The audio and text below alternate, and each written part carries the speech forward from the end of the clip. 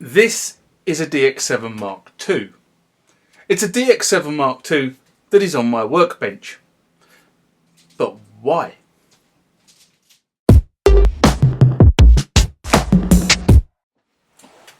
Okay, here's some background to why this keyboard, the Yamaha DX7 Mark II, is on the bench. A couple of weeks ago, I published a video to the channel of me unboxing a DX7 Mark II FD. And I had high hopes for that particular keyboard. The problem was that by the time the keyboard got to me from the person who was giving it to me, the keyboard was dead as a dodo. And rather than me take it to pieces and try and repair it, I had a conversation with the seller and they told me that they'd have it back and repair it. But that was 5 months ago. And I've heard very little from them. I've chased them a couple of times and basically I've got to the point where I thought there was something a bit more wrong with it than originally anticipated, and therefore the offer is now off the table. So, to cut a long story short, a couple of days ago, well actually about a week ago if I'm brutally honest, this DX7 FD appeared on one of the portals. And it was up at a very reasonable buy it now price. So I thought, right, I'm having that. And I did. I put a buy it now price bid in. It was obviously automatically accepted because it was buy it now. And the guy said, when are you going to come and pick it up? Well, I went and picked it up last Saturday. And to cut a long story short, it was one hell of a journey. A journey, the seller lived about 100 miles from where I live on the south coast. I estimated it was going to take me about an hour and a half to get up there, roughly. An hour and a half to get back. In actual fact, the total journey time was a little over 7.5 hours. So you can understand that Saturday was a pretty crap day. Anyway, it's here now. And I thought we'd do a little bit of assessment. It has a few things I think that are wrong with it. So what I thought we'd do is we'd have a quick look at what we're going to do to this particular board to bring it back to rude health. So let's get on with the assessment. Remember, like, comment, subscribe to the channel. Go over to Instagram and follow me there. Go over to Facebook, follow me there. That's where the normal notices are. And consider becoming a Patreon. Okay, this is the keyboard exactly how it was given to me. It didn't have any case with it or anything like that. It had a cartridge, which is in the keyboard itself. This is the stock DFD cartridge, so that's now the third one of those I've got. So I think one of those might be going on eBay. Fits in there quite nicely. Also came with a couple of discs. One called DX7 Backup, and the other one called DX7, which I've got no idea what's on them. And to be honest, I've only fired this up twice this week because I've been away on business. If you follow the Instagram, you would know that. I had a bit of a ding-dong with the business lounge in Edinburgh for various reasons. Anyway, I've been away. I'm now back, and we're going to start off. The first thing we're going to look at is we're going to look at the underside of this keyboard. And I always expect these keyboards to have a bit of a ding, right? This is 1983. We're in 2023. This keyboard is 40 years old. You don't expect it to be completely immaculate. And there are a few scratches on the case. There's a couple down the back here. But the most notable and the most noticeable place that is actually damaged is here. So I've seen a couple of videos where people have come up with this way of repairing black paint over anodized aluminium.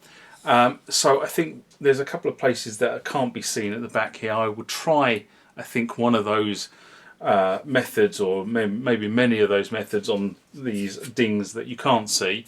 And if I come up with something that actually works, then I'll apply it to this area here just to mask it a little bit. I don't expect to make it as new, because that would mean rubbing all this down and repainting it and refinishing it, which I'm not going to do because, as I say, that's a big job. But it's just to make this look a little bit more presentable. So that's job number one, I suspect.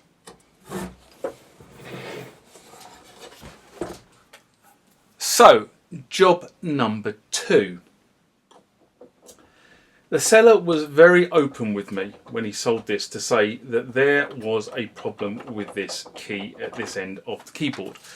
Now I'm hoping that by the feel of it, it feels like the key has actually broken.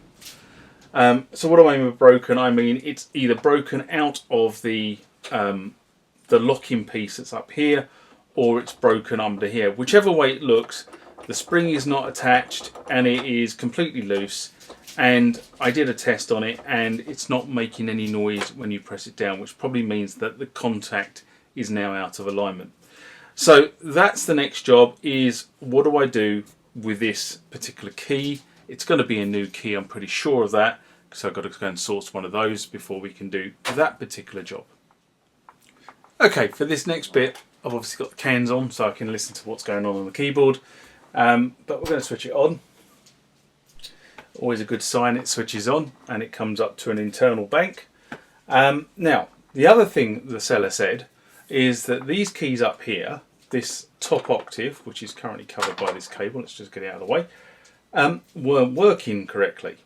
But when I tested this, let's find an organ, that would do, just something with a longer envelope.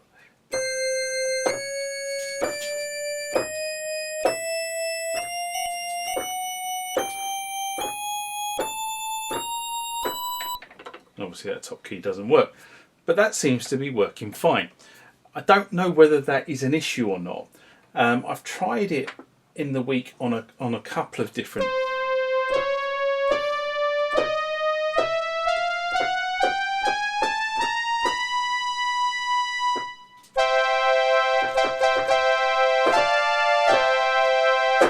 And it seems to work okay. And I've been up the whole keyboard and all the keys on.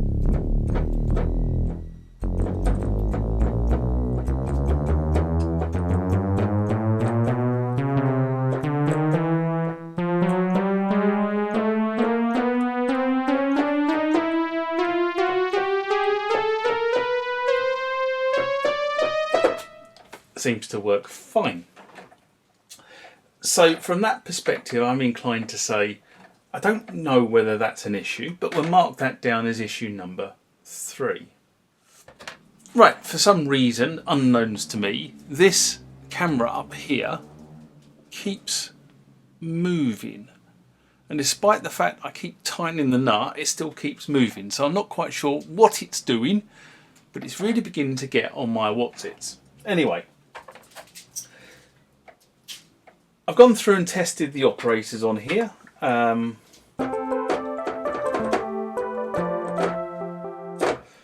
And I can pretty much tell you that all the sounds internally work. I have, next thing to test is, can it read a disc? This disc came with it. Let's find out. The disc plugs into the disc drive that is at the end, and God, how do I do this? I have to go into edit mode, I need to go into disc mode, I need to ask it to search the disc. Boom, boom, boom, boom, and it's found some files. So there's one called RAM1, RAM2, ROM2A, ROM2B, ROM1A, ROM1B, Master 1, Master 2, Master 3, Master 4. So it looks like there are a number of files on here. So I think what I'm going to do is try and load the DX7 RAM 1. So to do that, we use the left and right keys, and then we say yes, and do I want, oh, memory protected. Oh God, how do I do that? Go back to that. 14, yes, that's where it is. And turn the memory protect off. Right, now we can try loading the disk again. Boom, boom, boom, boom.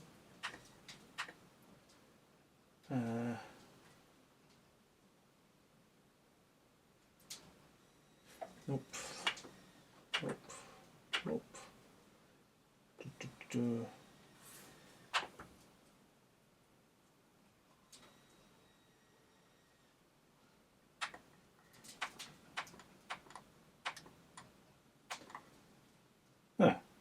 So I think what I did last time, look, I was on cartridge, wasn't I?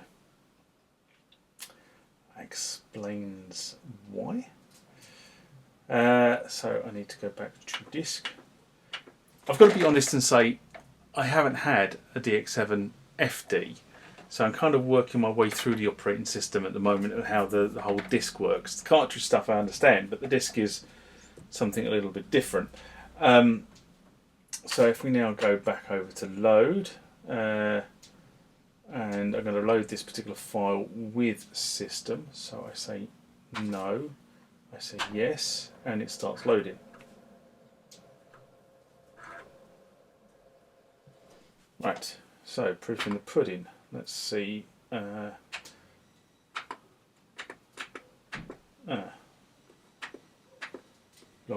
That's a different one. Okay, let's try loading a different file just to make sure that that is right. So what do? We go into here and then we go select a different file. Let's try orchestra for argument's sake. And we go to load.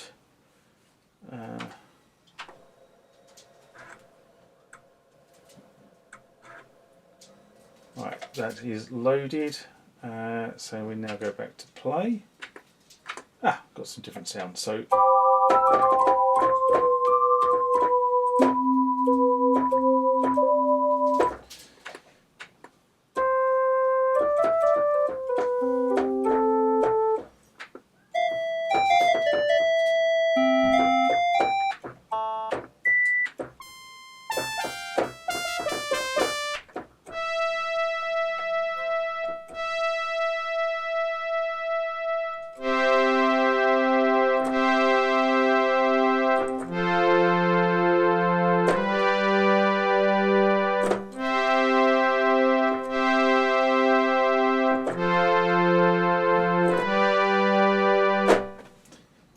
well, I think we can determine from that little exercise that the disk drive is working.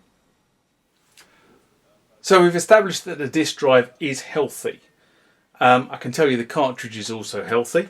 So that's the two load sources. I haven't tried MIDI and I don't intend to try MIDI just yet.